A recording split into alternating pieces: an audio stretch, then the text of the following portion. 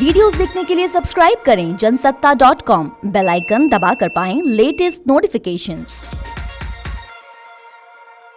अब कुछ समय से हिंदुस्तान के किसानों पर सरकार का आक्रमण हो रहा है। एक तो किसानों को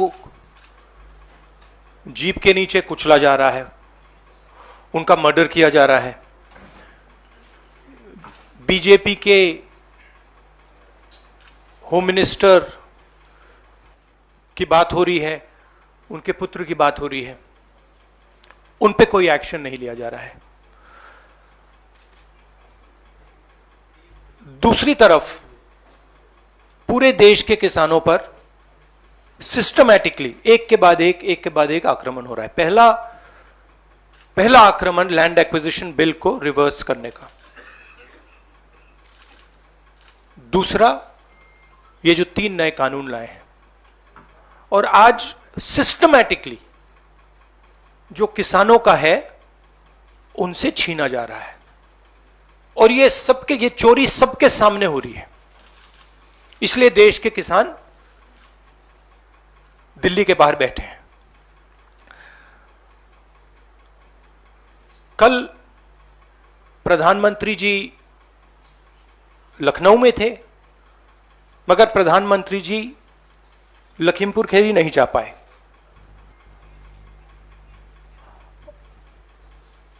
पोस्टमार्टम ठीक से नहीं किया जा रहा है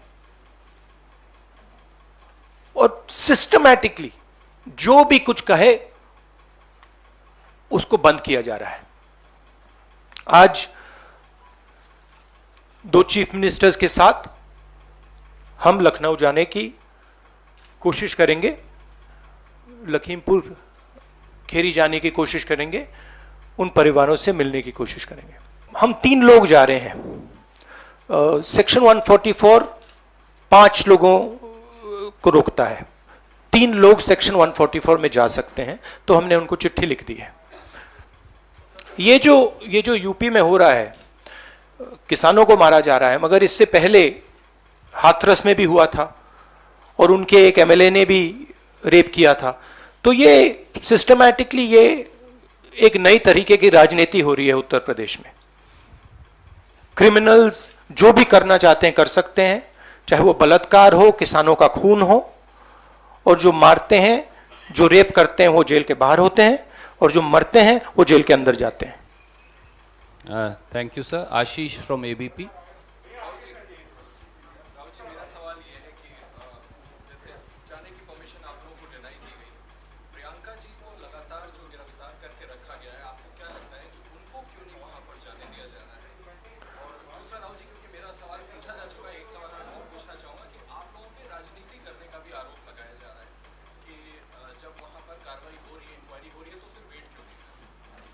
मतलब हम वहां जाके देखना चाहते हैं, समझना चाहते हैं, परिवार को सपोर्ट देना चाहते हैं। सिर्फ यहां हमें रोका जा रहा है, बाकी पार्टियों को जाने दे रहे हैं। हमने क्या गलती की है? और जहां तक प्रियंका की बात है, ठीक है, प्रियंका को बंद किया है, मगर यह मामला किसानों का है। Thank you sir. Neeraj from TV 18।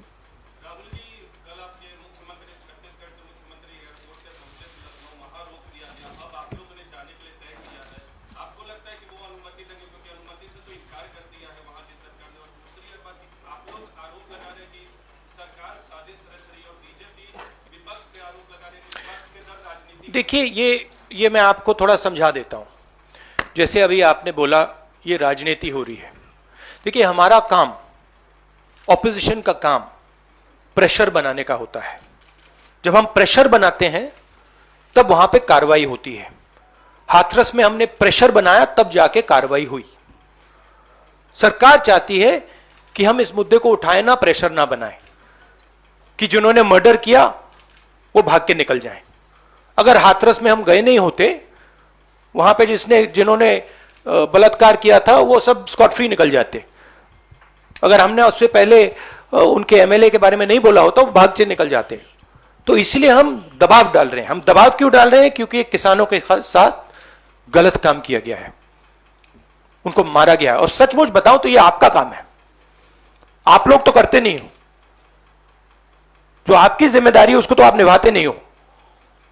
उल्टा आप सवाल पूछते हो कि ये पॉलिटिक्स हो रही है। आपकी जिम्मेदारी भी है, उसको तो आप भूल गए और फिर कहते हो हमें कहते हो। Thank you. न्यूज़ नेशन से मोहित।